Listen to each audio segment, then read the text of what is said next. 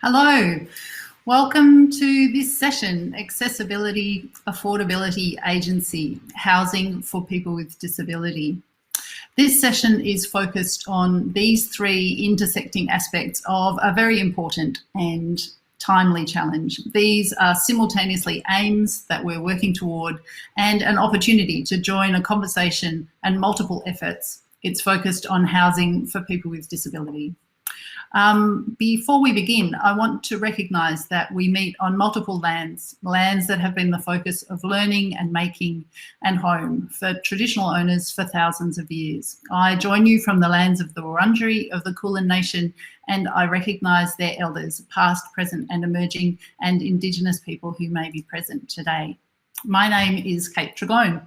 I'm all of the things that I think you see on your screen.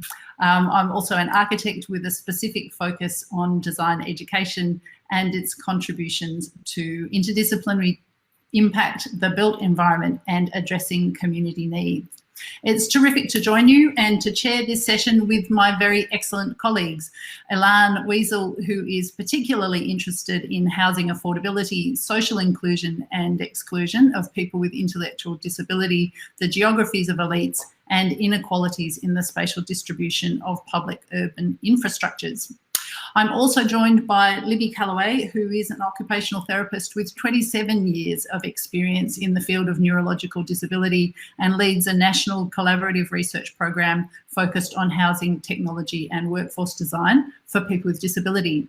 Today, we're also joined by a live illustrator, Zara. She's going to be capturing the main themes of today's discussion, and we're going to check in with her from time to time. So welcome to her. It's not just those people though. We're going to be joined by some more fantastic people over the next couple of hours. These people are going to prompt our thinking around this key challenge. We've been very greedy and we've invited such a number of experts to the discussion. They bring perspectives from the professions, from government, from advocacy, law and lived experience. They each have long-standing and extensive expertise addressing all the parts of this challenge. But we've been very mean to them. We've asked them to focus on one of the aspects of this intersecting challenge, and we've given them limited time to offer focused provocations to us all. Our real aim is to encourage all of them and you to contribute to this discussion via the chat function. So please do get your typing fingers ready. To start us off, I'm really pleased to introduce a video from Jonathan Bredlin. He's going to offer a keynote prompt to this session. Jono is an avid communicator about living with complex disability, writing and speaking and publishing blogs on his website.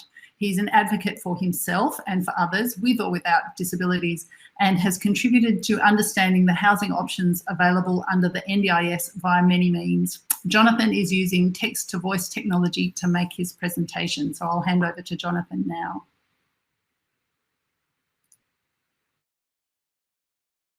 Belong in the world, and for me, starts with a place to call home.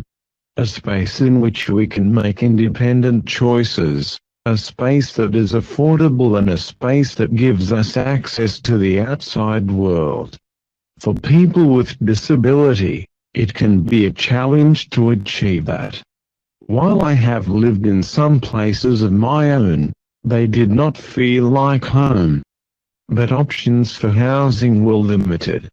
However, as time progresses, there are increasingly more housing opportunities, especially for me, thanks to the NDIS and Specialist Disability Accommodation Funding or SDA. Like anyone else, I want to have the ability to make my own choices, and be in control of where I live and who I live with, or have what you might term agency. I've wanted to live in the city all my life, but I considered it an unrealistic dream given the lack of infrastructure and housing options available for people with disability. In November 2020, the unrealistic happened, and I moved into an apartment in the heart of the city. Despite the hurdles I had to overcome last year to fulfill this dream, I'm now considering a total lifestyle change and a move to the Gold Coast. The link to my blog post about my apartment is in the chat now. In recent years, there have been drastic improvements in accessibility to and within quality housing. Only 5 years ago, I would be considered lucky to even find a home that could meet my access needs and be affordable for me. It was also somewhat frowned upon in the traditional disability service system to move around.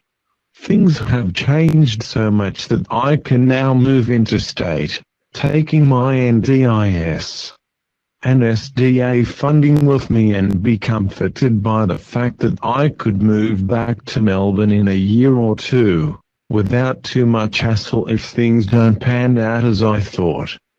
So why am I thinking Queensland?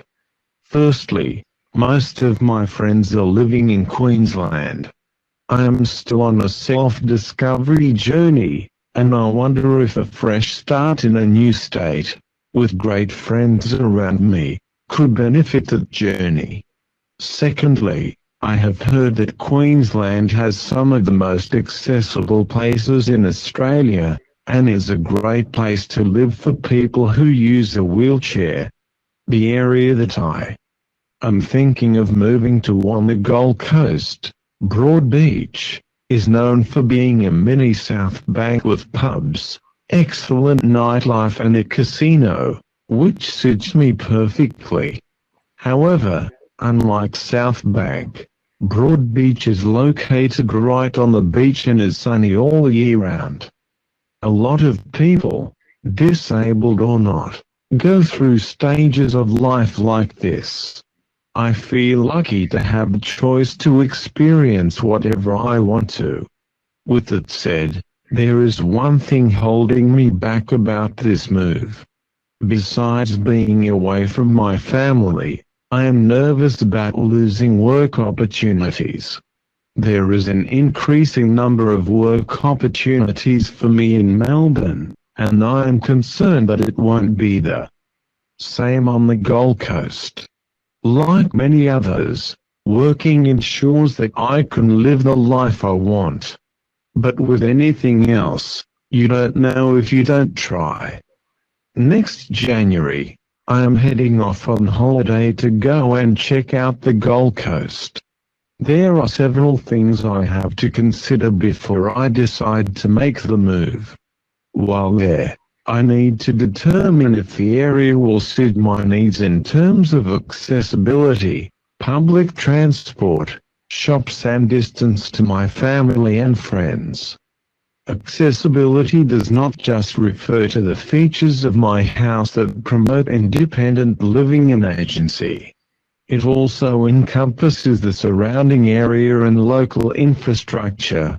Well-located housing has ensured my access to good work, making my housing affordable. Suitable housing offers accessibility, affordability and agency, but also grows these features of my life.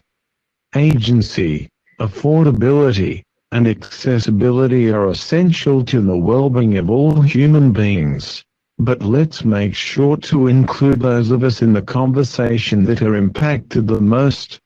When it comes to housing, there should be nothing about us without us. Yay. Very much to Jonathan. It's really fantastic to ground into the future with some really real experiences, to remember who's really impacted and should be involved in those conversations, as well as to celebrate some things that were not possible in the recent past. To get us started on this theme about accessibility, I want to show a panorama tool. It's visualising a post-occupancy evaluation of a Ripple development by the TAC, produced by Libby, Callaway and myself some years ago. Of course, this is a metaphor, and it comes with the reminder that accessibility is not just about the physical. These images are a way to suggest that accessibility is about the relationship between the individual and built technology and support design. The purple veil that you see shows what a particular person couldn't reach in a particular place. The green figures show locations of support in that place, and the circles highlight assistive technologies. Our aim is to understand and extend this veil in all of its dimensions and not just in physical terms. The Australian Human Rights Commission highlights these various dimensions, referring to the Disability Discrimination Act. Many of these veils are difficult to represent, and we know that this is going to be a challenge for Zara, but it's no less important for that reason. Education is needed for designers and others to deliver ongoing change, to engage with all of these as part of the human experience, to seek a clear understanding of the constraints, as opaque as some of these may be, as well as the resources and the mechanisms by which housing is delivered. And it needs to include the real experiences of people with disability. I'm highlighting here a 3D game space tool that Libby and I developed at myhomespace.org, which communicates these issues for designers of specialist disability accommodation. We note the challenge of the disability strategy and the volume of need for it. We're reminded of Sarah's powerful message from yesterday's session, however, on the social value of housing, highlighting the role that housing plays in support as well as independence within and beyond the home. So it's bigger than that 36%, supporting connection to neighbours and to community for a human life. We note the central role of housing to deliver on these promises. Getting accessible housing actually happening calls for action on multiple levels, effective advocacy to change legislation, and drivers and incentives for building accessible housing are needed, as are thoughtful, creative responses to the specific needs of each person with disability. Our two accessibility provocateurs bring much experience in both of these endeavours, and I'm very excited to get the conversation started and to introduce them. Marg Ward is co-convenor of the Australian Network for Universal Housing Design. She's drawn on her own lived family experiences and architectural background to drive focused advocacy, public service and great change. This includes changes to the National Construction Code to mandate silver livable housing design as standard in new builds, now adopted by most states and territories. There are only a couple to go. Our second speaker, Jessica Ivory, is an architect with a passion for socially sustainable solutions and a focus on how buildings can support health and wellbeing. Jessica works extensively in the design of assisted living and aged care residential accommodation. She's brought this passion to numerous projects, including specialist disability accommodation through MSM Architects. I'm going to have to be a fierce timekeeper, as I know both have much to say, but we're keen to hear from you though. Please do contribute via the tab on the right of your screen. I'm going to hand over to Marg. Marg. Good afternoon, everybody. I'd like to take the concept of housing that Jonathan gave us a little bit further. We often think about housing as if we were turtles. That is, we have one place, which we call home, and that's the only dwelling that's important. We're actually possums, and we leap from branch to branch tree in our current culture or lifestyle. Homes are places of refuge, renewal, joy and sadness.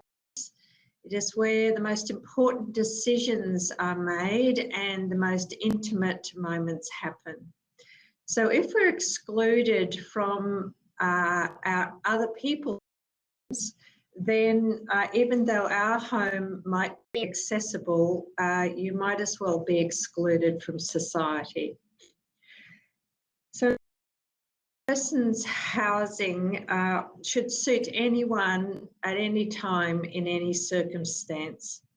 And this is the argument behind universal design and the work the Australian Network Universal Housing Design has been doing over the last 19 years. On the face of it, it all sounds common sense. That is, that all housing has basic access features so that anyone can come, visit, do a wee, leave with dignity, and that we do not set up barriers because of our design, our house designs. However, most of our housing is not accessible, and I need to say that disability and ageing, which is the major cause for disability, is not aspirational. So when we are thinking about homes, the research shows us that we focus more on tiles, view, storage, and where the big telly is going to go, rather than whether we can still stay there when we're old and frail. So with this in mind, we've had, I guess, lots of talk about making our homes universally accessible, but it hasn't happened. So this has been a very significant and tenacious and difficult campaign to get the National Construction Code an access standard.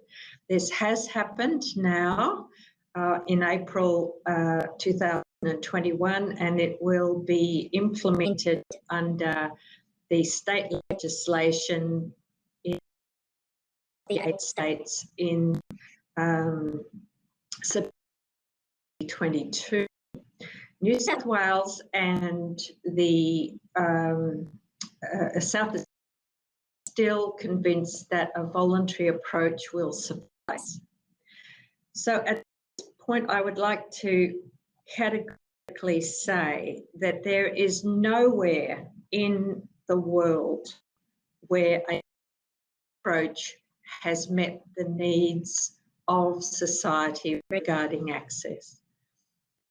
It has always been needed to be mandated or at least contracted within funding agreements. So what are my messages here? The housing is not just a person's home, it's about residential environments generally. To be critical that happens if we're social inclusion. Disability is unlikely to become aspirational and will need to be legislated or contractually required. This reform has been led by ordinary people who have suffered under poor housing design rather than by the housing industry or design professionals.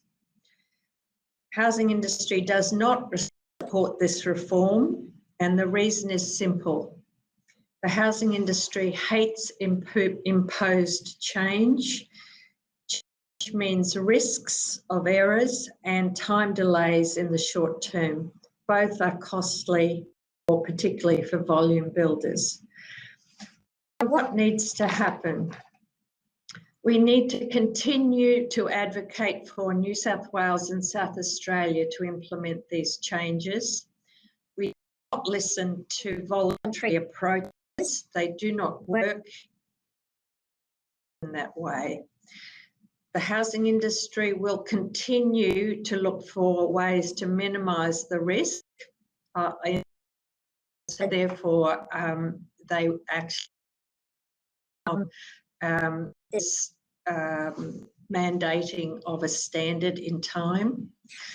And if we're going to go higher than this very minimal standard, it is likely to take another decade, given those barriers, if we're to follow the lessons from the United Kingdom.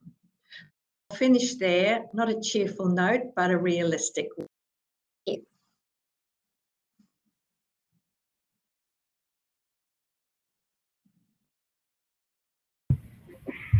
That sounds like a thank you very much, Mark. I'm going to hand over to Jessica now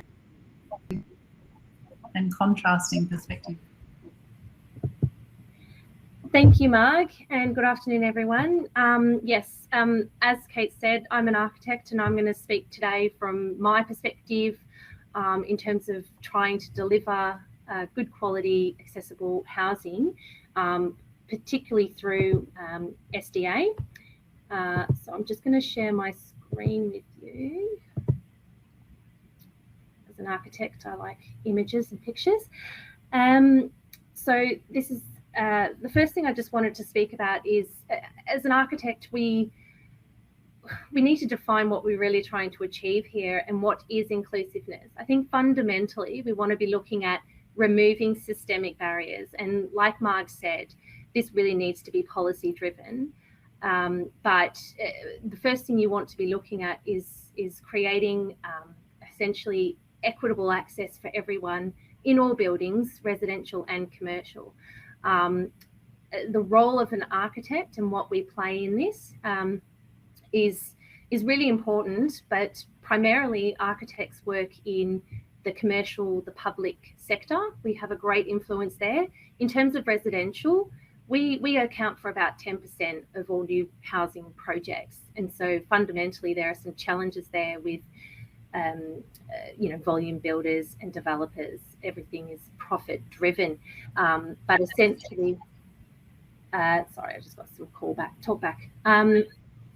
So essentially where I feel the projects we deliver for SDA, we kind of sit in that middle image there where we're providing supports to create inclusive housing and opportunities for people who are disabled. But we have very strict NCC and the SDA design standards or the livable housing guidelines that were previous. And it doesn't account for individuals. So it's quite specific. And as an architect practicing in this area, so I'm just moving across, and the role and the influence that we have, often, and this kind of ties into our challenges as well, we're often given a site already, we're given a budget, we're given a yield. Housing in this country it's seen as a wealth generator and not as a right that every person deserves to have. And because of that fundamental mindset and issue, it's quite hard to, as an architect, deliver quality projects that really do meet the needs of the individuals. Often we don't even necessarily know who's going to move in. And so we kind of try to design for everybody while designing for nobody. And I think we're all unique and all individuals. So providing something that's flexible and it's adaptable, certainly as architects, that's what we try to do. Some of the things we do are accessible height benches that move up and down. So there's a lot of technical supports that go into these projects. And I guess one of the challenges there is that the clients, essentially, whether they're developers, even if they're not-for-profits, which we sometimes work with, budget is still very important. And those things are perceived to be incredibly expensive. I think fundamentally, one of the things that we'd like to see is a mindset shift. Essentially, providing disability design is seen as an add-on. It's seen as an extra. And I know that, generally speaking, I think at the last census, 17.5% of the population are considered living with disability. But it's really much bigger than that. There needs to be a paradigm shift to realise that accessible, inclusive housing is really for all of us. And sort of particularly, as Jono said in that wonderful video, we can't have this conversation without having the individuals involved. And I think that's one of the biggest challenges as architects trying to deliver SDA, and being such a small component of new build projects, is trying to do that, because we don't always have that input, which is so valuable. I'll just go to the last page. Yeah. So I guess education as well is I feel, like, where do we go now? How do we continue the good work that's already started? Like Jono said, there has been a lot of work in this area, and there's certainly been a lot of improvement, but there's a lot more to go. And it's not just individual housing that's architect designed and that's specialist disability, but it's doing the great work that Marg's already done in improving wholesale properties as well as the public domain to create and allow for that inclusion in life and in society. So I guess I'd just leave it with what if all buildings were designed to be accessible from the very start? It was integrated and it was considered from the outset and not considered an add-on. What would we achieve then in terms of the best quality of building for someone's overall lifespan and living in place? Thank you. I think that was 5 minutes. Thank you, Jessica. We have set ourselves a challenge, haven't we, to cover all of this complexity in such a short amount of time. So I'm going to encourage people who are online to please put questions into the chat that we can raise here. I'm looking forward to this discussion. The first of what are clearly really intersecting strands around accessibility, affordability and agency. Those came up in Jonathan's presentation at the beginning, and also we're starting to see some hints of them in the questions that are coming through already. Before we turn to those, then I think I just wanted to raise, I guess, and I'll ask both Marg and Jessica to comment on this kind of the intersection between raising a kind of a ground floor, if you like, accessibility with having the capacity for design to respond to individual needs and specific needs as well. Something that we've uncovered, some of our research work, is just how particular those needs impact someone's capacity to live in an environment with independence. It can be as different as the side of the body that can access the particular joinery, for example. That can make a really big difference to the way that someone is able to live. I might ask Marg first, if I could. Are you able to on that kind of contrast between a kind of a ground floor of accessibility as a broad construct and then the particulars of response? Yes, I can. The way I think is that of this, the first is that if we think about a building, we think about its bones first, what I call its bones, and that is the basic measurements of the walls and doorways that are hard to change at a later state. And then you think about the fit out, which is your cupboards and your bath and your shower and all those things, which are easier to change. And then there are add-ons, which are very easy to. So if we get the bones right, then those other things are easier to adapt as people's needs change or different people come to live. Now, we haven't got that yet within the building code. We aim for gold level, which does provide those more suitable bones for a house, but we just didn't win it. And that's why it's important we do get to gold. So I think that we talk about the things that would take months to modify, and that is the bones.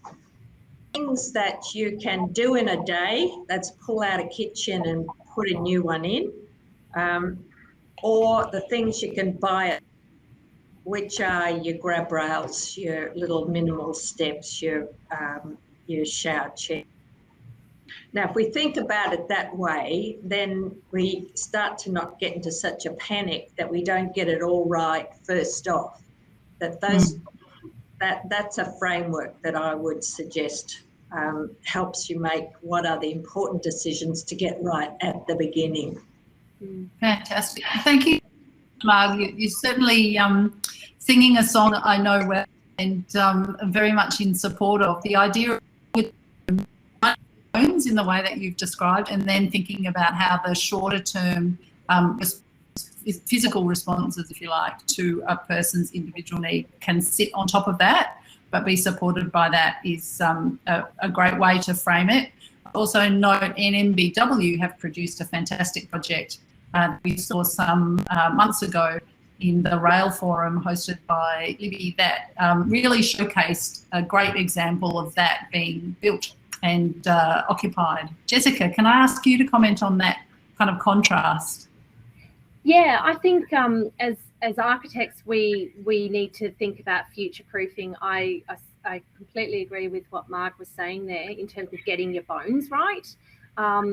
And certainly over the years designing SDA, we did used to focus trying to get everything right and all flexibility, designing for every situation, and that's just not really viable. I think some of our challenges are providing a certain degree of future-proofing and getting that across the line with some clients in terms of cost and budget. But certainly, yeah, sort of we've come to realise in our designs that anything like a kitchen height changing or a bench being adjusted, that's the sort of thing that you do when someone moves in and you make it custom to suit them when that's known, if it's not known at the design stage. But also there's some things happening with, toilets that can actually be moved and adjusted, so you've got flexible plumbing. If someone is supporting, one side versus the other, they're left-handed and they can't transition on the other side. So those sorts of things need to be considered in the design. Architects need to be educated into understanding it's not one size fits all. And sometimes you don't need grab rails in a project for a particular person. And so I think it's important to consider all of those design requirements and also to make it feel and look like a home. I think the last thing you want is to design something that looks like a hospital because you feel like you perhaps need all of these elements if they're not all necessary at that moment in time. Yeah, well, I think that raises a really important thing, that it's really, there's a danger in this, that designing for everybody, designing for nobody, and making something that is a home. So important to bear that in mind. Simone Bliss has raised a really important point in the chat, and I encourage other people to continue to add their thoughts there. She's really asking the question how individual needs can be incorporated into the design process if they're not put forward by the client as a deliverable. So embedding collaboration with individuals in each project is one thing. That is potentially within some of these frameworks a change to the way that buildings are procured, and a challenge that couldn't potentially be addressed through some of this kind of skeleton and clothing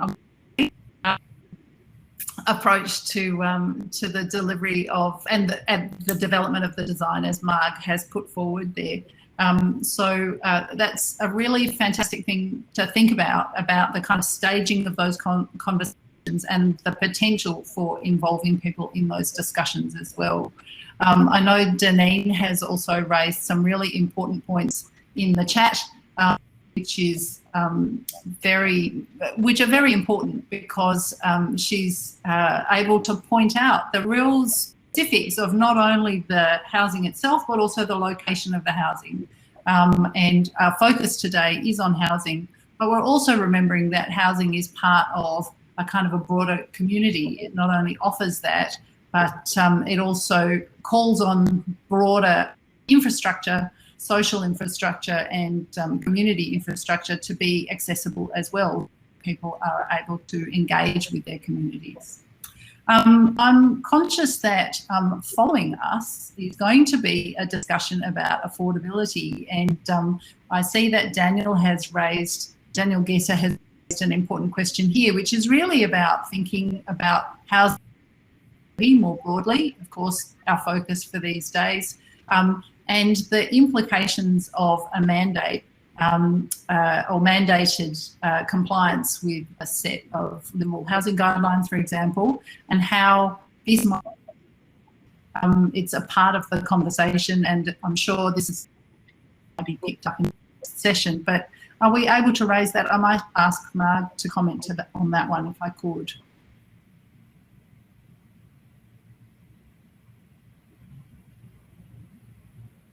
Are you there? Yes, sorry, I was muted. Could you just give me the question again? Sorry. Oh, look, I'm just reading from the chat in the questions there.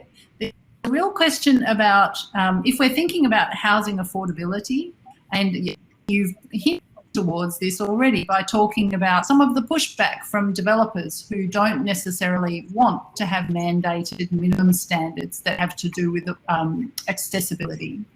There's a kind of a conflict that sits between these things. I'm wondering whether you're able to speak to that. Oh, the affordability, the cost of accessibility is minimal. Most of the features are included in housing business practice now. I couldn't say that in 2004, but it is now. And for instance, step-free showers are standard, and most en-suites are in fact bigger than the main bathroom. So, so the practice now, most of the access features are included. It's just that they're not provided reliably and consistently in a path of travel.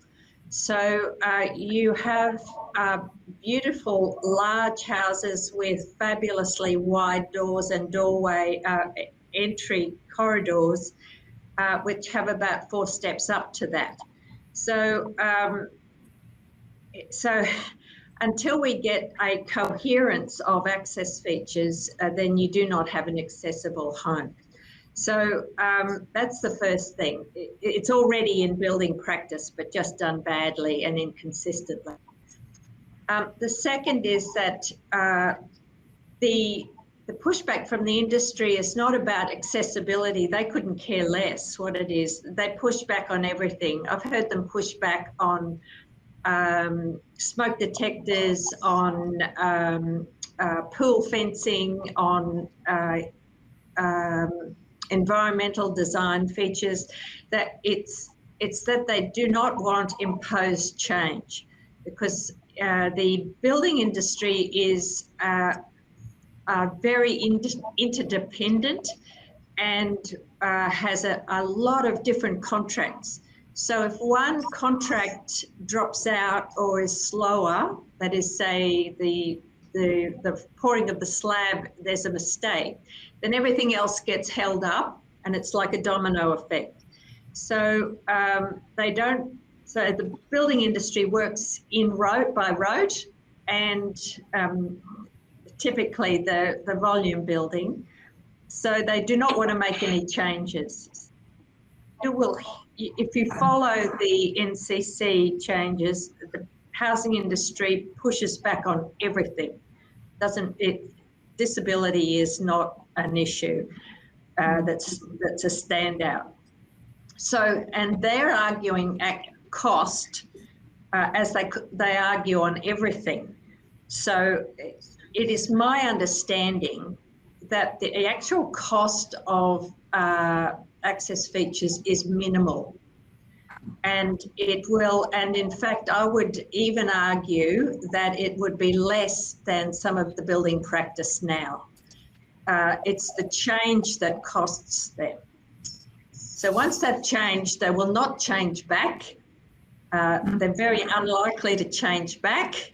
So that's all we're trying to get through. It's like they're moving from one practice to another, and there'll be a lot of squealing and crying and whinging going on, and then they'll get over it, and then they'll get on with it. Right. I'm feeling there's not an awful lot of sympathy in your Marg, but really it's really a resistance to change, if you like. It's also to note, and perhaps Ilan will be raising this in his comments, he's included the cost-benefit analysis completed by Carter and Dalton recently, which looked at accessibility standards in the building code. The bottom line, according to Ilan, which is very efficient, in a short number of words, is that those benefits significantly outweigh the costs to society, but he has helpfully included the link so that people who want to see in more detail can have it there as well. Yes, that's a broader notion of cost. I was mainly focusing on the cost of construction. Yes, sorry. Okay, thank you very much. I think we'll need to, you've got a fan in the audience as well, Mark, so that's fantastic. We're going to wrap up this first introductory session quite soon. So I really wanted to finish off by asking both Jessica and Mark what kind of big questions, what further investigations are needed that can then support these agendas. Both set out really important ways housing can respond to the needs of people with disability. There are in the world, for example, who are interested in this area, wanting to contribute. What kind of knowledge, what kind of investigation would be helpful as you continue on your journeys? What could lift your wings, if you like? Maybe I'll start with Jess. That's a really good question, Kate. I think for me, what I would like to know more about is really what we've done to date and what sort of results we're really getting from this, and what we need to do going forward in terms of, are people really, what I've seen is that SDA housing, which is all we've got at the moment to address people with disability, is it going in the places they really want it to be? So the housing, we're working on providing accessible housing, the house itself, but the location. So from what I've been seeing in my practice, often it goes wherever the yield is better, and the land prices are less, not necessarily in the cities and where the amenities are and where you want to be, and giving options. I know there's been research about this and where demand and where supply is, but just more of that to understand the practical implications of what we're doing and where we need to be doing it going forward. Thank you. Can I answer that too? Yes, of course, please do. While we're doing SDA, we are continuing the otherness of people with disability. Until we embrace the notion that we are only temporarily able, and that if we're not disabled, we'll either be dead or angels or something, but this is for all of us, I'm afraid. And that's number one. Number two is that we're not, as disabled people, we're not alone. We have lovers, we have parents, we have children, we have families. And so we need to talk households, not individuals, when we're around housing. And our households change and grow and develop. It's an ongoing thing. So, and the disability is just a tiny part of all of that. So while I think SDA is a troublesome, short-term, quite difficult program, the answer, if we want to look at a long-term picture, then we have to consider the universality of housing. That we build the bones of our residential environment such that anyone can live pretty well anywhere and just adapt that accordingly, you know, put in a few more feathers, or, you know, decorate the walls or put on a grab rail here or there, but that we can basically remain very much included in our families, in our environments, our chosen communities, and in the housing that we want to live in. So I'm actually hoping that SDA dies in the bum pretty quickly, and that we take a much grander, bigger vision of inclusiveness and and universality in our residential environments. Most people do not need SDA if the regular housing was designed better. I completely agree with that, Marg. I think when you see that most of the SDA, I think it is very limited. And certainly as architects, we're even more limited in our ability to help make that change. It's so specialised, and it'll only have one bedroom, or it might have two. And I think the problem with SDA is that it's so intrinsically tied to funding that it misses the mark, doesn't it? And it doesn't allow for families and people with partners, or and in some areas it assumes people want to live together. I don't want to live with other people, and I don't know why someone with a disability would either. And I think there's a fundamental issue there with what we're doing. But I guess the big picture is a lot harder to change, and it takes a lot longer because we're dealing with changing mindsets. Fantastic. No, Thank you. just now. Well, look, there's a challenge here, and I think it's a great one that both of you have really prompted some fantastic conversations. And I think now that you're all kind of off and running, I'm looking forward to seeing what happens in chat. I do need to go over to Wiesel now, who's going to be presenting another strand of this conversation. Thank you both very much for your comments and your expertise to get us started. It's really encouraging us to think about, I think, the richness of this challenge in more detail and in more ways. Thanks, Kate, and thanks very much again, Jessica and Marg. Really wonderful to hear, and it's so amazing we have such a big and fantastic panel of experts. It's really wonderful and exciting. So we're moving now from talking about accessibility to talking about affordability, but I do want to acknowledge you, these two issues are not separate. They're obviously deeply interconnected. Affordable housing is no good if it's not accessible to you, and accessible housing is no good if it's not affordable to you. In my research over the last 15 years or so, I've interviewed hundreds of people with disability about their housing situation, and affordability always came up as something very significant problem for almost everyone I spoke to. When housing is not affordable, there's no choice, there's no control, it's debilitating financial stress. It's true hardship. And I do want to acknowledge that people with disability, many people with disability, manage to build fulfilling lives even in these really difficult circumstances. But it is, I think, one of the biggest injustices that exists in our society.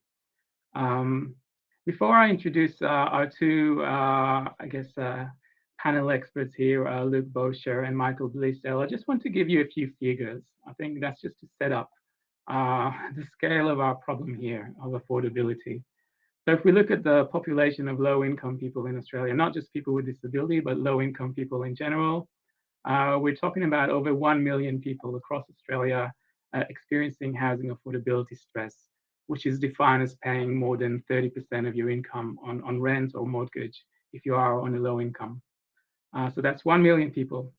And then if you look at people with disability, about a third of people who are living with the disability support pension experience financial stress, housing affordability stress. So that's a third of people with DSP, disability support pension.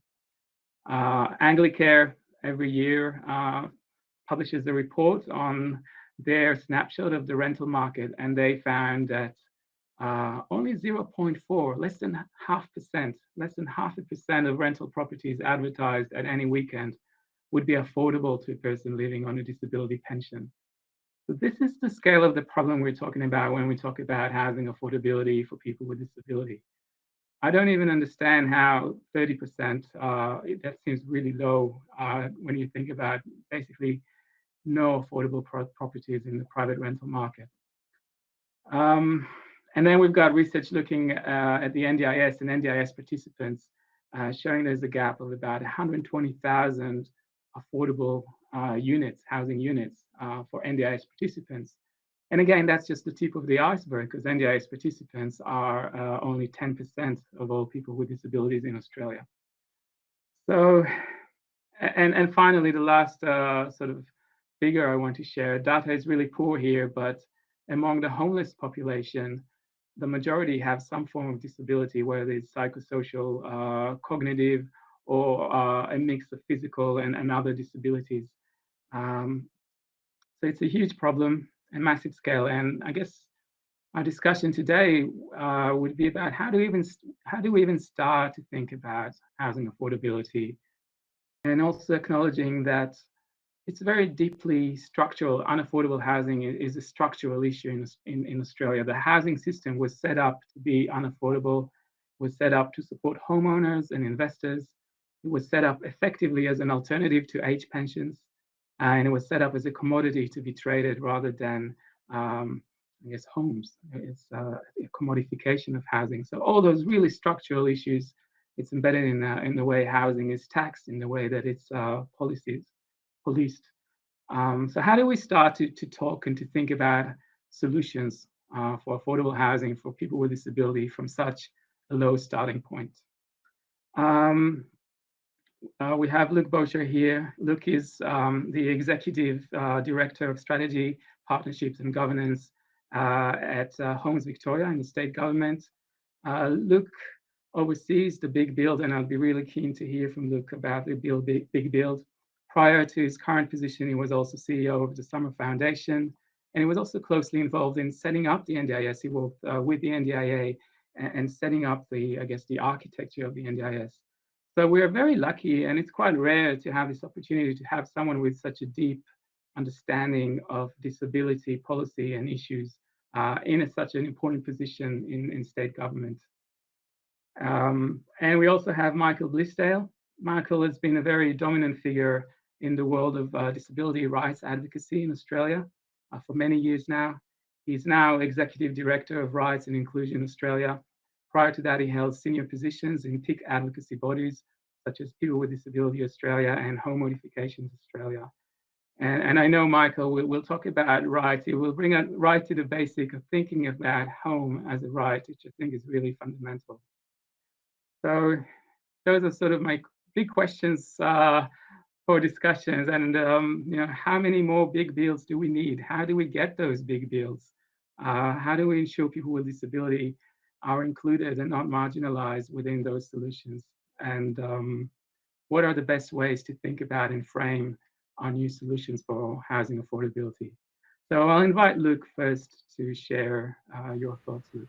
Thank you. Great. Thank you very much for that, Ilan. And maybe I can bring the perspective of the bureaucrat to our panel today and speak a bit from a government perspective around how we as government, but also how we as a society can increase affordable housing options for people with disability. So the place that I'm coming from at the moment is from Homes Victoria, where we're a government agency in Victoria and house around 115,000 Victorians in public housing properties across the state. We've got about 65,000 properties, and we also manage all of the Victorian government SDA properties, which is about 3/4 of the SDA market in Victoria. So disability is a big part of what public housing does across the country. You know, many of our tenants come into housing with a disability, whether from homelessness, as you were mentioning before, or acquire a disability later in life. And I think this is one of the things that really give government as a landlord quite a different perspective around the accessibility of the housing market that we operate, but also that we influence as a government. Because I think we're one of the few investors or commissioners or providers in the market who are able to take a genuinely long-term perspective over both the life of tenants and the life of the dwellings that we own. And Marg kind of talked about that lifetime perspective that we know for many people at some point in their lifetime, they will acquire a disability. So that really helps us, I think, as government, think about how we can be a lead provider of accessible housing. Just really quickly on kind of the problem definition, because I think this is really important from a government perspective. Certainly, we know that there's a lack of availability of properties that are accessible to both buy and rent. We know that in some cases there's an accessibility price premium. And that, I think that's both about housing, but it's also about place. You know, we know Jono's comments about wanting to live in a place where your house is accessible, but so is your community. And we know that for people with disability, that can require people to live in more expensive locations with higher amenity, given the relationship between amenity and property value. And we also know that there's challenges for some people with disability in meeting the cost of housing. And that's not everyone, but it is many people with disability, given the economic impacts that disability can have on the capacity to work. So kind of thinking about those problem definitions has helped us as a state to think about, well, what role can we play in the market to help people with disability access more affordable housing? And the key theme there, as always, around disability is that needs are diverse and we need a range of different solutions. But overwhelmingly, we do need to support people with disability to access the private rental market, because we know that for the vast majority of people with disability, that's where the solution will come from. And I think that's why the building code changes, which Victoria's adopted, are really key, I think, to helping people with disability not need to come to public housing or affordable housing because the private market meets their needs. We know that that's not going to work for everyone, but I think it is a really important step forward to have the private market working better.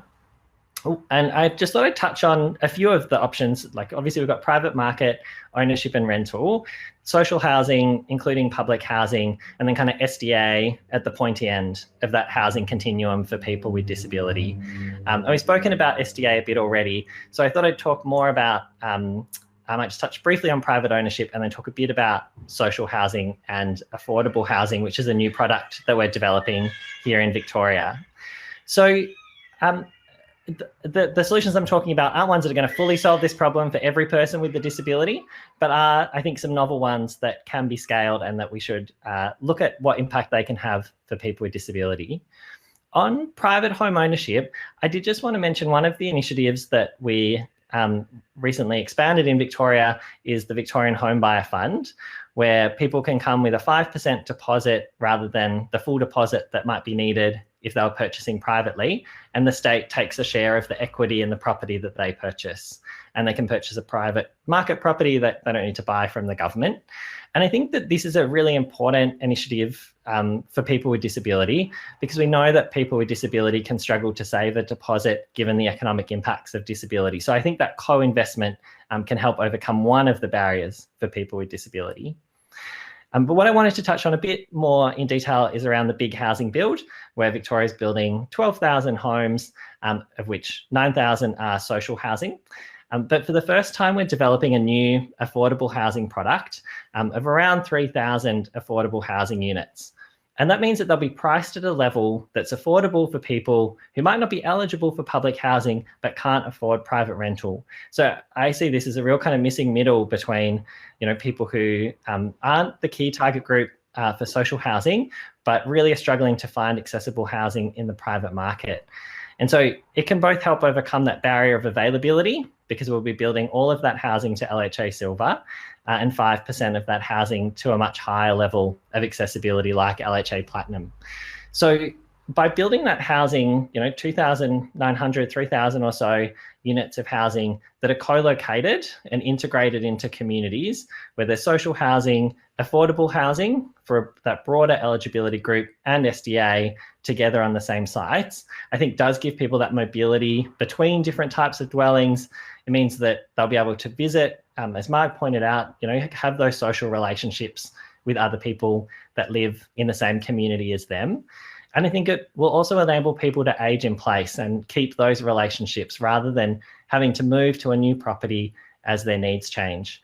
So we're really excited about that new affordable product that kind of fits in between public housing and private rental, and the opportunities that that can create for people with disability. That the housing isn't specifically targeted at people with disability, but we know that that people with disability are both a key cohort and that we're building the housing in a way that is accessible. And just finally on that last question, Ilan, I think that there's kind of three things we can be doing to enable more big builds in the future. I think our focus absolutely should be on how do we make the private market work as well as it can, because we know that government's investment in sub-market affordable or public housing is always going to be constrained. But a few of the things I think we can be doing more of is better showing that link between how investment in housing creates social employment, study, community life outcomes for people with disability who move in. And we've got really good evidence from TAC and some other evaluated SDA projects. But I think particularly for that broader group of people with disability moving into housing that's accessible, how do we show that community, social, economic benefit to those people? And second, I think housing investment can be scary for government. You know, it's a big number, building a whole house up front. You know, it's a lot of upfront cost. I think we also need to be better at showing government how that cost is kind of spread over years and how those benefits are spread over years. So the investment is more proportional and we can show it alongside when the benefits are also being created. And the third and last point I'll just finish on is about how we work together on investment in specific projects. Like I thought Jono made the point really well about how we need to link housing and the broader community together and put housing in communities that are accessible. And we know that some communities are more accessible than others. I think there's a great opportunity for working together across state, local, people with disability, researchers, not-for-profits, the broader community to really think about what are the locations we should be really scaling up accessible housing and directing that investment into so that people with disability who move in will have the best possible outcomes by not just having an accessible house, but also having an accessible community to live in. So much, Luke. You've covered so much in the 5 minutes that we've allocated, and I'm sure there'll be lots of comments and questions. And you've raised a lot of really, really sort of important points and good points to think about. I'll pass on now to Michael Blissdale, and over to you, Michael. Luke, thank you. And look, I really appreciate this opportunity to talk. I was reflecting when I was given this brief that talking about affordability, not necessarily my specialty area, but I kind of wanted to be delivering the kind of talk that Luke just gave, which was purely practical there about what we're actually doing on the ground to meet this particular challenge. It was about 25 years ago when I was giving talks about human rights.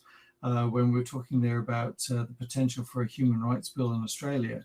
And I was confronted by a group of lawyers at a conference who said, well, that's all very well that you're asking for a human rights bill. How is it going to be implemented? And I was struck dumb at that point. I had no idea. And I thought from that moment on, I wanted to be talking practicalities, which I've kind of done. But today, I want to actually bring the conversation out a little bit, broaden that, because Ilan, you said, how do we think about this thing that is affordable housing? And my observation about affordable housing is pretty basic, is that, you know, people don't have enough money and housing is too expensive. But the solutions there, you know, to actually overcome that are very difficult. And for people with disability, they're exacerbated. We know that housing is a barrier. We know that income is a barrier. We know that if employment and education, all of those things impact on the ability of people with disability to access the housing market such as it is. And the housing market, everyone acknowledges in Australia, is out of control. So when we're talking about purchasing and private rental, you know, it's game over in terms of those things. But I want to then now talk a little bit about some of the human rights aspects of that. And the points I want to raise very quickly in the next 3.5 minutes, that housing of people with disability is addressed within the broader rights dealt with in the Convention on the Rights of Persons with Disability. It's also identified as a target, a broad target, not just for people with disability, but broadly across the Sustainable Development Goals. I want to talk a little bit about how we can bring these together to express a broad goal or a target and how we can put these into effect. And I'll only be touching on these very lightly, obviously. So if I can go first of all to the Convention on the Rights of Persons with Disability, I'm going to read here from this Article 9.1 we have signed up to this, right? So the Australian government, the Australian people have signed up. We've ratified. We said we're going to deal with this stuff. We're going to enable persons with disabilities to live independently and participate fully in all aspects of life.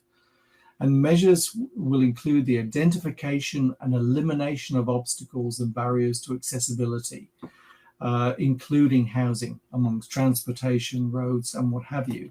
And then in Article 19, we talk about persons with disabilities having the opportunity to choose their place of residence and where and with whom they live on an equal basis with others, and not obliged to live in a particular living arrangement, which really speaks to the history of disability accommodation that we've delivered over the last decades and centuries. And then, so I think if I can also refer to the fact that we've signed up to that. So let's not forget that. We've signed up to this, but we don't refer back to this stuff very much. We talk about markets and, you know, business opportunities and those sorts of stuff, but this is stuff that we've signed up to. We're supposed to be achieving this, and we need to be creating strategies to achieve this. In 2019, in October, the Committee on the Rights of Persons with Disabilities provided what they call a concluding observation that said that the Australian government should amend federal law by including mandatory rules on access for all new and extensively modified housing. Now, Marg's talked, you know, long about accessibility, and that this is key to affordability to me. If we don't have accessibility in all markets, then of course we're increasing the demand on accessible and suitable properties for people with disabilities. So not only are they disadvantaged by the fact that they don't have the income, they're also disadvantaged by the fact that housing is not available to them because it's not designed to their standard. We've been ordered, in a sense, by the United Nations to actually achieve that. And to some extent, we've achieved that through the National Construction Code. But as Marg said, New South Wales and South Australia are going out on a limb, and they seem to be oblivious to the fact that they're supposed to be answerable to this the United Nations edict. I just want to refer very quickly then to Sustainable Development Goals, which is something I hear very rarely in any media, even the ABC. But the SDG target for 2030 is to ensure access for all to adequate, safe and affordable housing and basic services, and to upgrade slums. This is a universal application. SDGs are there for us to develop our economies globally in the face of climate change and to ensure that nobody is left behind. We have signed up for these things. We report on these things, but yet when we talk about things like affordable and accessible housing, we don't reference these. We just don't, and it's about time we did. So if I get back to my notes very quickly, what can we do? So bringing these things together, we need to start referencing them for a start. So we need to start talking about what we want to achieve in terms of affordable and accessible housing for people with disability in reference to the things that I've just mentioned. We also have a national disability data asset, which is on the cards at the moment. And that's very much up for grabs in terms of what kind of data do we want to be drawing on, and what do we want to report on. I would suggest that this would be a very key indicator about how well we are managing the housing stock. By all accounts, the last report to the SDGs was that homelessness in Australia is increasing, which is not a great look. And so in terms of people with disability, you need to actually capture that data and report against it. The Danish Institute of Human Rights has actually produced a matrix which maps the links between these SDGs and the CRPD. And I suggest that we have a Human Rights Commission here in Australia that should be actually looking at these sorts of things and reporting. We also have 3 jurisdictions which have Human Rights Commissions. And this should be a sort of a key element of them, that we should be looking at these benchmarks, these benchmarks of progress, of inclusion for people with disability that we can actually report on.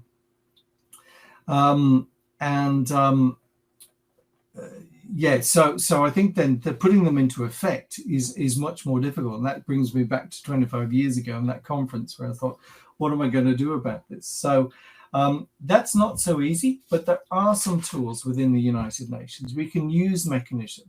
We've got a special rapporteur, for example, that is around the United Nations Convention on the Rights of Persons with Disability. We can make some of our state and territory ministers actually realize that they're part of a Commonwealth which has signed up to these kinds of treaties, and we need to be bringing them to account, holding them to account, and we need to bring that into our advocacy.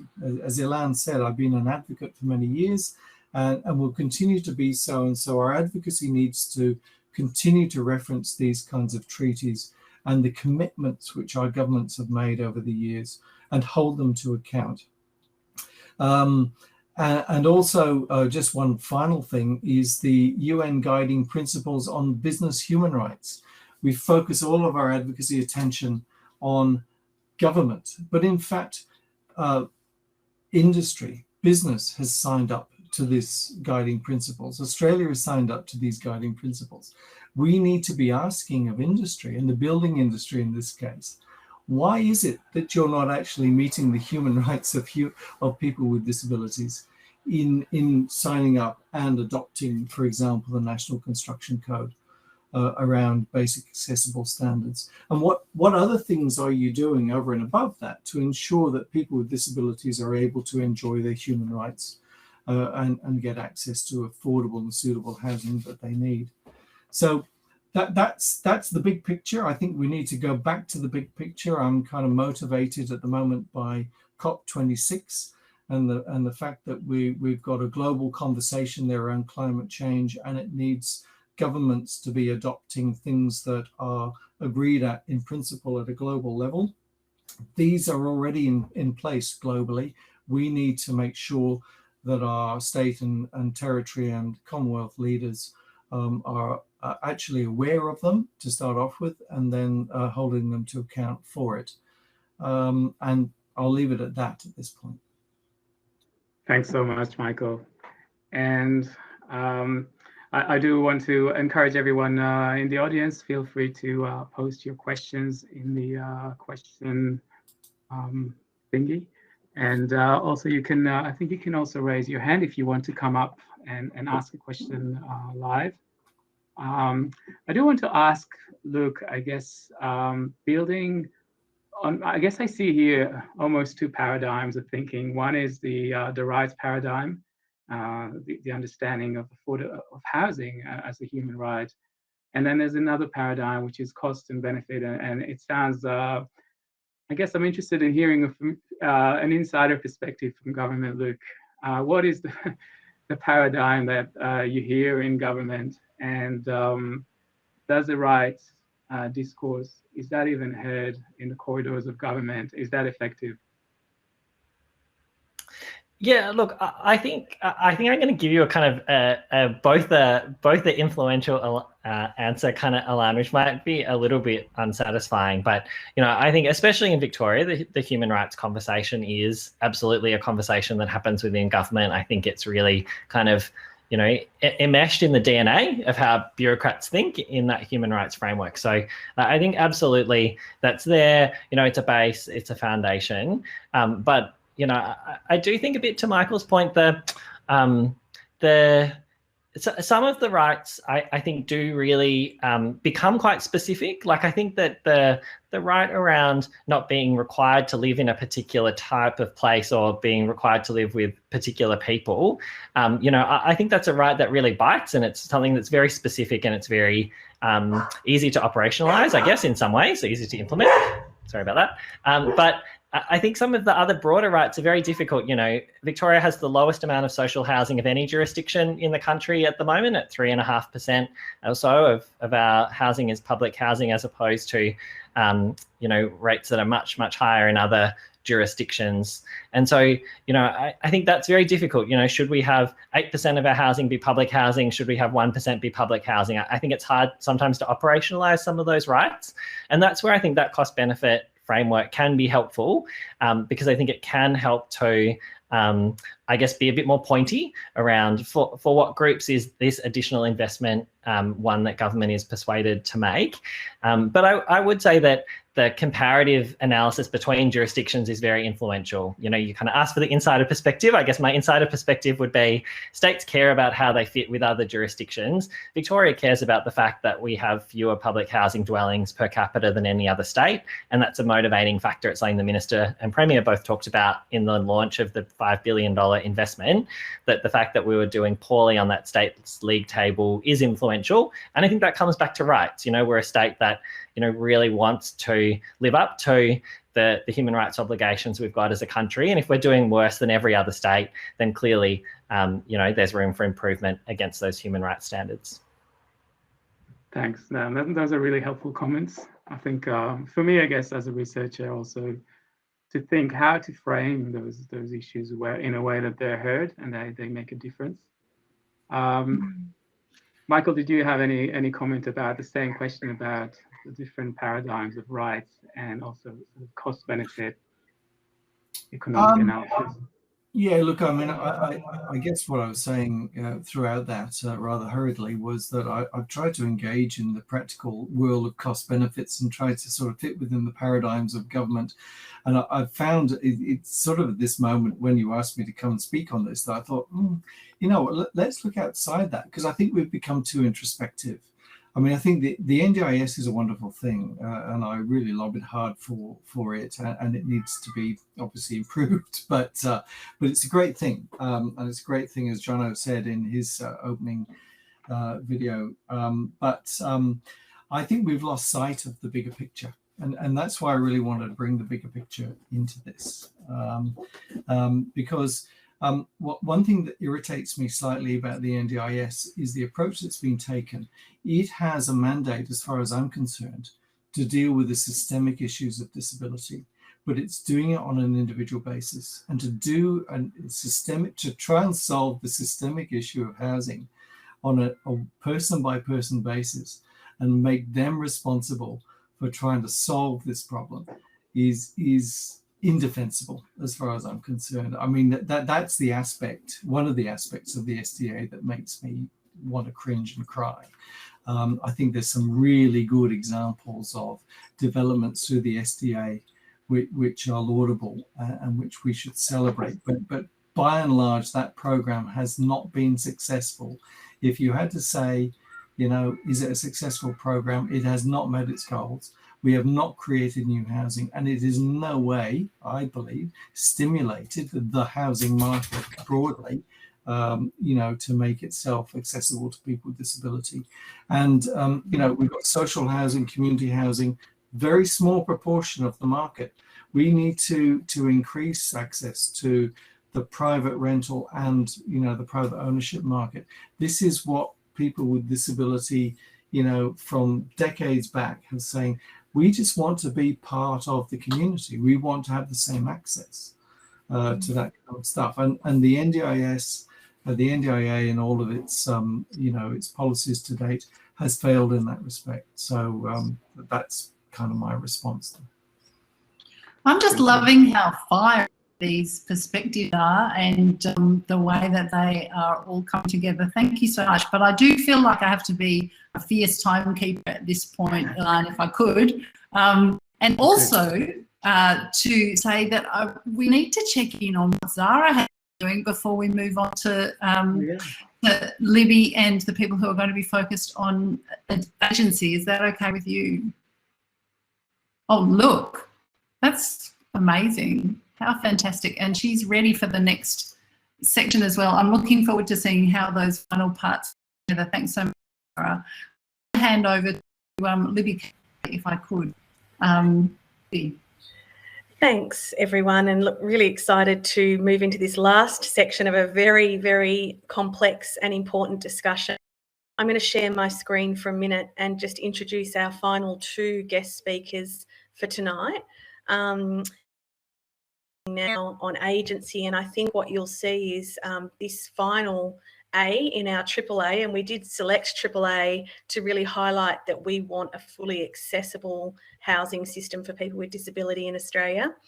But our final focus on agency brings together two speakers, Alison McDonald, who is an architect and a neuroarchitecture consultant, an industry fellow and ambassador at the Hopkins Centre in Queensland. And with her will be presenting Ben Gauntlett, our Commonwealth Disability Discrimination Commissioner at the Australian Human Rights Commission. So he'll certainly be able to respond to a number of the provocations that have been raised, no doubt. We're going to hear from Alison first, and then I'm just going to start the discussion to really try and close out really what's been evidenced as a complex conversation today. And the first thing I want to do is really define agency, and I looked at lots of different sources to do this. And really, I guess when we look to the disability literature, agency is defined as that sense of feeling of control over one's actions and their consequences. But then there is some important differentiation between the feeling of agency, that lower level non-conceptual feeling, the control of our voluntary actions that's not explicitly thinking about them, versus judgment. And I think what we really heard from Jono today was that his decision-making around housing has been able to move across feelings to judgments of agency as he's progressed his journey and continues his housing career. And I think, speaking to Jono and having worked with him as a colleague for a number of years now, I would fundamentally have to say the NDIS has changed his agency for the positive. It's given him access to person-centred and timely support in a way that he didn't have before. And I really want to acknowledge some of our audience online today who are actually highlighting the lack of agency they or their family members continue to experience, particularly when outside of the NDIS. Jono's definition of agency was, like anyone else, I want to have the ability to make my own choices and be in control of where I live and who I live with. And that is Article 19 of the UNCRPD right there, as Michael has just touched on, and no doubt Ben may talk about also. But I also want to point to Article 12 of the UNCRPD and the importance of thinking about support for decision making and allowing people to have the opportunity to be involved in decisions. And what we've fundamentally seen in Australia is that this article has really not been able to be enacted because of a range of systemic as well as person-centred issues that have been experienced. And I think the conversation today needs to finish with that focus on both individual experience and opportunity and the range of options that we want to see open up. You know, we've heard today about changing the NCC. We've heard about social housing, public housing, affordable housing, private rental. We've heard about ways to stimulate market responses across a range of options for people. But we need to do a lot more work. And finally, I want to point back to our latest Australian Institute of Health and Welfare data. And the first thing I want to say in relation to agency has already been said, really, and that is that NDIS participants are only a small subgroup of the 4.4 million people that experience disability and live in Australia. And of people with disability in Australia, we know that many of them have to intersect with health systems very regularly. 2 in 3 people with disability under 65 saw a medical specialist. And this is an intersection of health and disability that occurs very much. And again, Danae, I want to acknowledge your contributions today, really articulating that from your lived experience. Then we also know from a housing perspective, as Marg touched on, that 96% of people with disability live in private dwellings. So only a small group live in other government-supported dwellings, but 17% of disability renting do so from state or territory housing authorities, compared to 3% of Australians living without disability. There's a real disparity there. And 24% of people with disability in Australia live alone.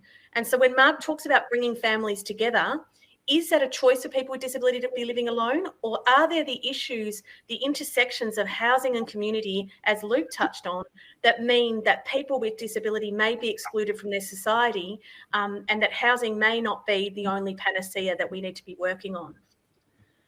Finally, I want to touch on those intersections of employment, income and finance. They've been talked about a lot, but we know that 53% of people with disability are employed compared to 80% of other Australians. And we also know that a large number of people with disability, larger than other Australians, rely on income and finance support. And this makes rental and purchase of housing hard. And Luke's already pointed to some potential solutions around that, but we need to see more of that activity. And finally, we know that there is a challenge around disability discrimination in the housing sector. Someone was talking earlier on the chat about being able to bring a pet or a companion animal or an assistance animal into a dwelling, and some of the challenges as an example that may be experienced. But ultimately, what we see for many people with disability, and it's been touched on today, is all of these systemic issues intersect. And it means that one solution, a change to the NCC, some investment in public housing, approaches to home ownership is not going to be the solution for everyone. And it's going to fundamentally need a system wrangler. And this is Jono's mapping against the systems that he interacts with and how housing is part of that. He needs good access to healthcare. He needs employment to fund his housing costs and his living costs. He needs his housing and his community infrastructure, and he needs transport. And for him, and for many others I know, we've seen SDA deliver on that through that supply side incentivisation of well-located, well-designed housing in good position and close to community infrastructure. So let's try and do more on that than that. I'm going to hand over now to Alison first, who's going to talk to us, and then Ben. So I'll just stop sharing now, and Alison, I'll hand over to you. Thank you.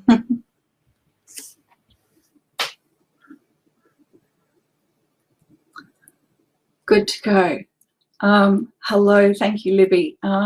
First of all, shout out to Jono, because I'm coming to you from the Gold Coast. I know this is to speak about housing for people with disability, but I want to be very specific that today I'm going to talk about home, not housing. Because I'm going to touch on three topics. The first is the lack of cognitive design within homes for people with disability. The second is the influence of governance over their homes or our homes. And the last topic is challenges of equitable rights of home. And I'm going to address those in reverse. Can a dwelling be a home without capacity to act independently and to make own free choices? Is agency of dwelling the foundation of a home? And what is necessary to create agency of home for someone living with disability? Moving, finding a home, buying a home, building, it's one of the most stressful things that anyone can do. And for people with a disability, we are less likely to move as often as people without a disability. We spend significantly more time in our homes, and a suitable home can represent less time in hospital, rehab hospitals, aged care facilities. I believe that the SDA provider funds would be more effectively spent supporting participants to find, buy, move their own home in a rent-to-buy scenario. And I'm speaking here about redistribution of profits from disability to a social enterprise for disability. Using funding for equitable housing models as an alternative to funding for carrot and stick profit drivers for the developers, investors, and rental limitations that we currently see. I'm speaking of using funding to raise equity for home choice, independence, and ownership. A social enterprise model could support the additional requirements, the pressure points, unknowns of achieving suitable accommodations, such as the increased complexity and prolonged design process that you have over designing a home that it is for someone without disability, the additional consultants that you'd have in your design team, investment in establishing and implementing suitable communication methods, which is really key, administration, financial assistance, legal assistance, all of those extra costs that we have over the costs of purchasing a new home. Also the ongoing costs, such as the audits, the biannual fire safety, the inspections, the electrical appliance testing, the incident reporting, policy and procedure manuals and operation manuals, risk assessment, incident reporting, all of those things that someone who, when they're living in a home for disability that's under an SDA scheme, is required to do. So it's significantly harder and there's a lot less agency for people with a disability to live in a home designed for someone with disability. Currently, there is significant responsibility placed on allied health professionals and administrators to drive and deliver these housing outcomes, despite it being architectural professions' expertise to deliver specialised built environments. And so I feel that we really have an untapped resource there within the architectural profession. I also strongly believe that there's untapped, valuable longitudinal research in the where, who, how, what outcomes of choice under a social enterprise as an alternative to current property developer investor capitalist models for the SDA housing. Central to social cognitive theory is the recognition and the utilisation of human agency and the fundamental human quality that directs and regulates the very experiences of human living within our agency in our human homes. Investing and supporting opportunities that anyone else can within our daily life and daily community aligns with the NDIS aims. So therefore it should not be significantly harder for someone with a disability, like an approved SDA participant, to have agency in their home. The second item I want to talk about, the governance. Agency extends beyond sourcing housing. There is an ongoing influence of the system by which entities are directed and controlled in their housing. A big issue with the choice is whilst you may be fortunate to find an acceptable SDA approved dwelling, you may be limited by its governance, i.e. the providers that might be partnered with those organisations. Most providers follow an agent or a managed model, both of which place participant on the periphery of their care circle with the agent or manager in the centre. And I'm referring here to the social models of the open market and partnership care models and the agent managed care models, which came out of research from the UK, who rolled out an NDIS scheme before we did in Australia. So the social models place the participant in the centre of their care circle and all of the provision within their home, and they can then, depending on their needs, amplify their facilitation needs within that care circle to drive that social model. Whereas the agent and the managed agent, the participant is more on the outside of that care, and you have less control and contribution to that system. Thus, agency is not only about the capacity of the individual to act independently and make free choice in the home, but it's also about free choice of provision of supports that they have within that home. The third point I wanted to make was, as a neuroarchitecture consultant, there is not one guideline standard code that satisfactorily delivers cognitive accessibility. Excuse me. Yet 700,000 people live with brain injury in Australia, and significantly more live with cognitive impairment as a symptom, albeit temporary or permanent, from a medical condition, medication, chemical reactions, stress, trauma. Most people will experience some kind or some degree of cognitive impairment in their lifetime.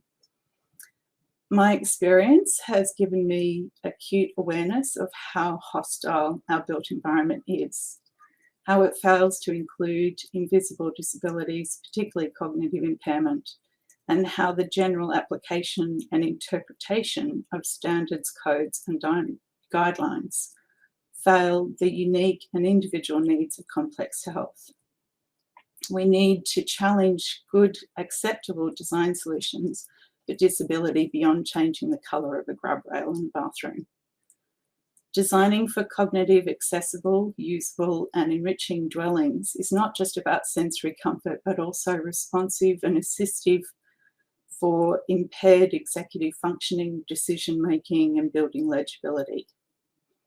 It is unique that a cognitive diagnosis has such varying in complex visible and invisible functional impacts due to the reliance on and the complexities of our brain. Sustainable and net positive dwellings or buildings provide a good foundation for cognitive accessible design due to their high thermal and acoustic comfort and performance. They're no toxic, less pollutants, healthier homes. There are alternative lighting solutions for artificial and day lighting, and they're night sky lighting controls. They're more efficient, which is of course more economical for someone who's living on a reduced income with high medical costs. And net positive buildings at their core are extremely flexible, which is really important for the varying specific needs of the user and need-based outcomes, for retrofitting those spaces for subsequent occupants for reuse, and flexible for the decline of their abilities and their health for the occupant throughout the building. The home is cognitively usability and acknowledges the beneficial relationship between nature and health, which has been well documented within research. And we're not seeing that within the SDA and dwellings for people with disability that are coming out today. For me, cognitive usability is vital for agency in a home, as cognitive usability empowers choice. If we had more inclusive built environments, we'd offer greater opportunity for agency. I also want to add that because someone can't communicate what they need, it doesn't mean that they don't know what they need. When it comes to housing, agency is vital in feeling safe, secure in your home. And landlords, tenants, tenancy inspections, maintenance processes, all the present barriers that strip agency and degrade well-being within our homes. Alison, thank you so much. What a great position to finish in the last section here on agency. I'm going to now hand over to our Disability Discrimination Commissioner, Ben Gauntlett, and then we've got some discussion in the chat that we'll come back to and hear further from Alison and Ben. Thanks, Ben. Thank you, Libby, and hello, everyone. And thank you, Alison, for that really informative presentation. I learned a lot, particularly about cognitive design, which I'm going to now really take an interest in, which I probably didn't have as good knowledge as I would have hoped. So I'm really grateful to have. I'd like to begin by acknowledging the traditional owners of the land upon which we all meet today. I present to you from Sydney, which is Gadigal land of the Eora Nation. And I pay my respects to any Aboriginal members of the audience today, and I acknowledge any Aboriginal elders who are in the audience today as well. I've been asked to speak to you about agency, but I want to start off with a simple proposition. That is that the concept of universal design is justified on human rights grounds, it's justified on economic grounds, it's justified from grounds relating to our values on diversity and inclusion, and it's also justified on grounds of social protection. Now, some of those grounds which I've added, such as social protection or diversity and inclusion, are reflected on the Convention on the Rights of Persons with Disabilities.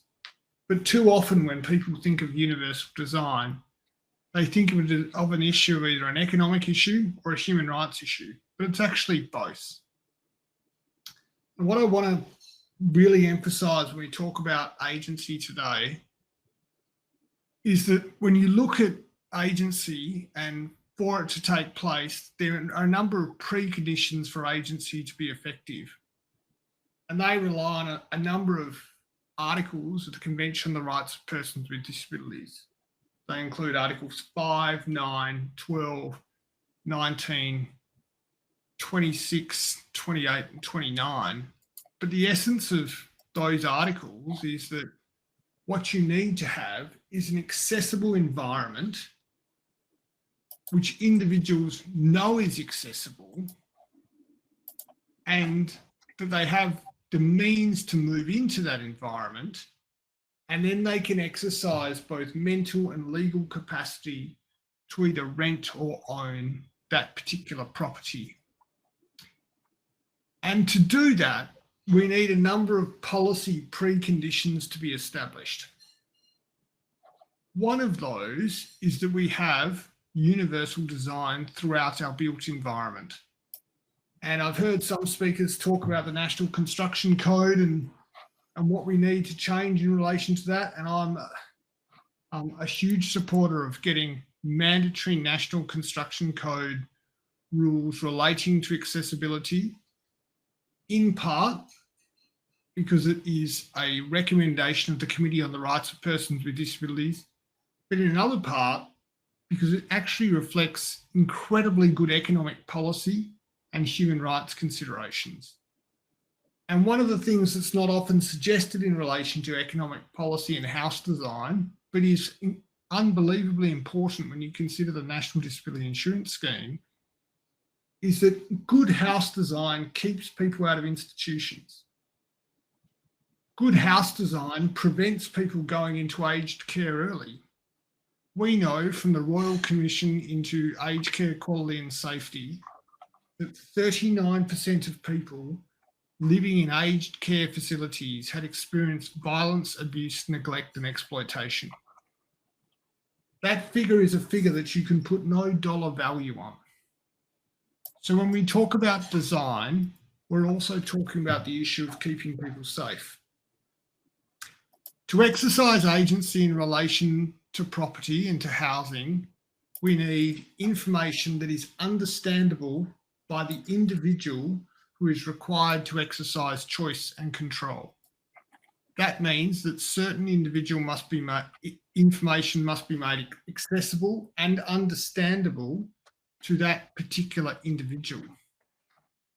We also need to understand that that individual should have the dignity of risk in terms of deciding to live somewhere which may or may not be someone else's first choice. And that is where the issue of the interrelationship of supported decision-making and issues such as guardianship and public trustees must be understood.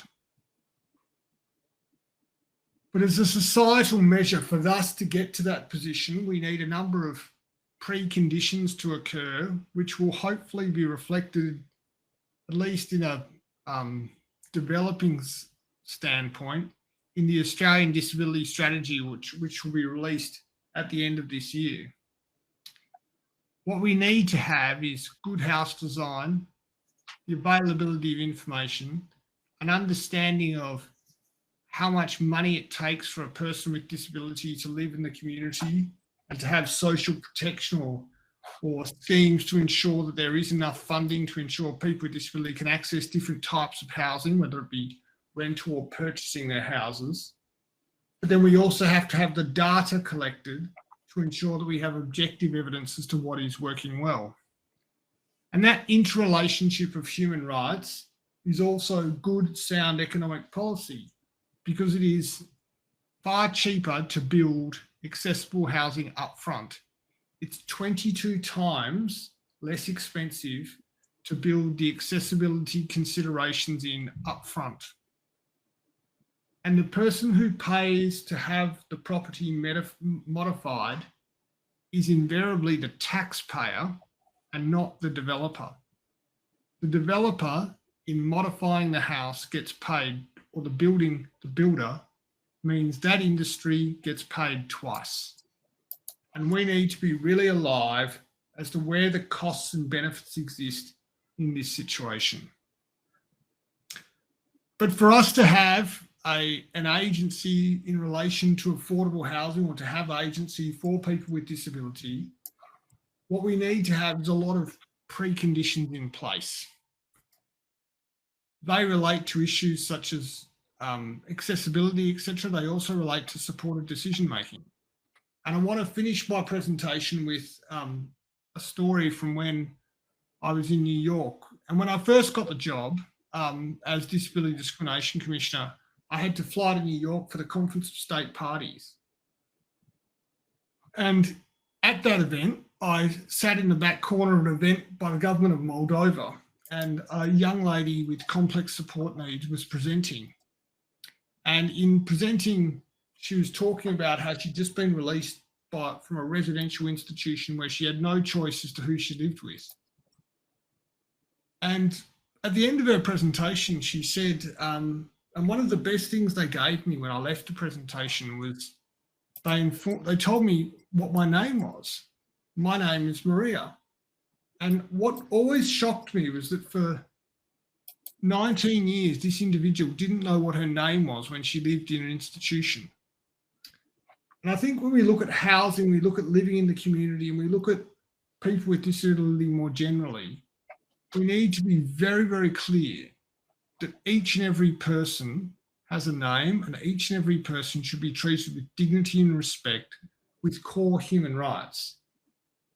But to make those rights effective and to enable them to exhibit agency in terms of decisions of where they live, who they live with, etc., we also need a number of other human rights considerations to be taken into consideration, such as accessibility of design, information, support for decision making, and then social protection and ensuring that people have enough funding to ensure that they can afford where they live.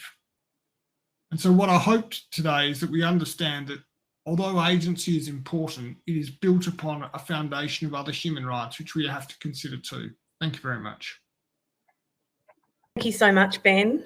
And there's been a lot of discussion in the chat, and I just want to acknowledge again Danine's input and saying absolutely agreeing with this conversation and raising a range of lived experience perspectives around it.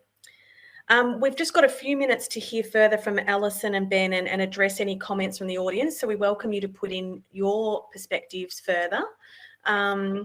I guess one thing I'd like to touch on, given Melbourne University are hosting this event, is what I'm hearing from each of the speakers is around the need for research and evidence and data.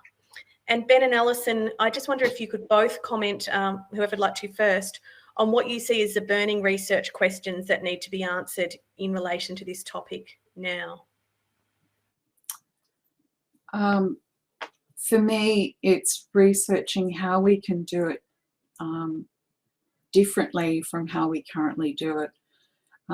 So my research, I'm looking at developing cognitive usability design guidelines and looking at developing a social enterprise model for accommodation and in a micro community, and trying out some exemplars within that. And but it's very hard to do something different. It's very costly. I was listening to Ben speaking, and I was thinking of, well, is it a matter of following the money when it costs $20,000 in assessments and approvals and middle management in order to purchase a piece of equipment worth $2,000? You know, and you feel very powerless and loss of agency within this whole system. Yeah. Thanks, Alison. What about yourself, Ben? Burning research questions that need to be answered. I think we need to be very careful to answer research questions that pertain to how a person with disability would, to the fullest extent possible, live independently in the community and emphasise good practice. And I think earlier what I heard was there is a awkward tendency where an individual's landlord, for example, may also be their care provider. And we need to very clearly differentiate those circumstances so that we remove conflicts of interest relating to individuals living in the community. And we need to create research as to what is good practice in those areas to enable them to thrive. And that includes in other areas such as design, and what is good design and how it works. We need to be open to saying what is good design for all manner of disability types. We know that 4.4 million Australians live with disability, but nearly 90% of disability is invisible. we also know that 47.2% of Australians live with a chronic health condition. So when you say universal design and its benefit, it's actually benefiting nearly half the population. But within that quest for good research, I think there's also a balancing point that we need to be very clear as to the importance of data and objective evidence. And I've heard the National Disability Data Asset being discussed, and that's, I think, a very good policy. But it's also with the Australian Disability Strategy having key outcomes frameworks and data improvement within it is incredibly important. Ben, I'm just going to check the chat and just welcome Ilan and Kate if there are any other burning comments on agency you'd like to raise from the audience or yourselves. I can see a chat coming in. Before we close the session tonight, we're going to hear once more from our visual illustrator who's been noting down the key discussion. But Ilan and Kate, anything from you on the topic of agency before we broaden out to get a reflection on the session as a whole? Look, so fantastic to hear this session as well as within the other sessions, such a range of perspectives. The centrality notion of agency, I think, runs through all the things that we've heard. And I think it's just been so eloquently stated. I'm still turning it over and unpacking it through those other lenses as well. The importance of an individual to stand on their own preferences and decisions, and then to be able to impact the environment that they inhabit in all of those different realms, I think is so important and so fantastic to hear about. On agency specifically before we have Kate give a bit of a reflection on key messages today?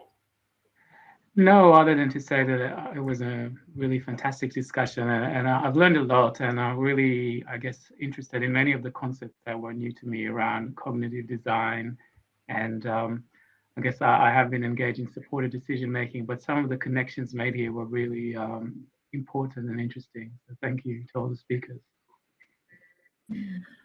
Well, I might then close the conversation on agency just to highlight some work that Alison and Kate and I are doing as part of the new National Disability Research Partnership, which is looking at what are inclusive methodologies that can be used by people with disability to evaluate their own experience of home.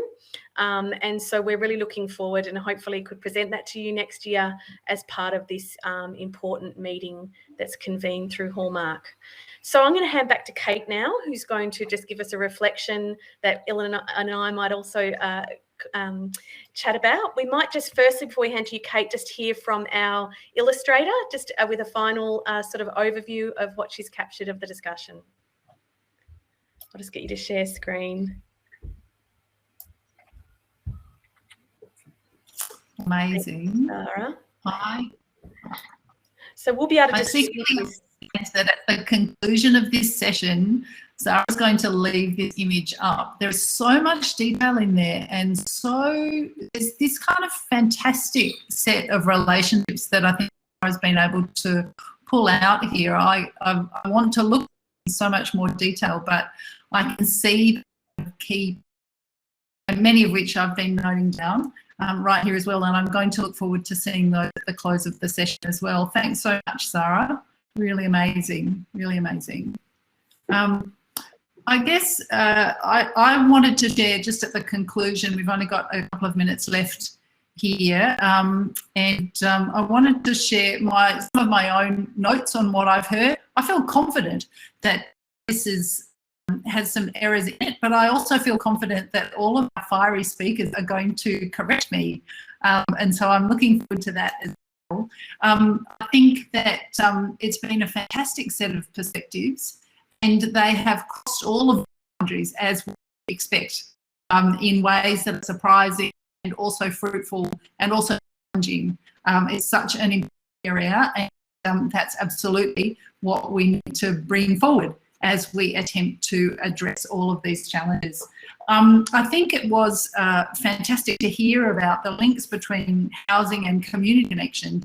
I think about location beyond immediate as well, that extends beyond the front door for a full life. And Jessica provided some kind of fantastic perspectives on that. And the boat and the clothing of homes, that a really wonderful way to think about how the intersection of legislation and advocacy that comes from direction can meet individual need and individual decision making in ways that are really going forward, and that also introduce, and I came through the kind of fantastic opportunities for new modes of procurement that involve people with disability in a whole way in decision making about what those environments will look like, in ways that were picked up much later on as well through a notion of agency. I mean, the interweaving of these three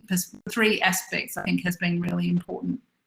It was fantastic to hear some more about the pragmatics of the delivery of all of that, and to hear from Luke about models that are being developed at the scale of the provision of housing through government, and also these new models that are emerging and that offer some new approaches to investment, and also some calls to really express the value of that investment to and with government as well.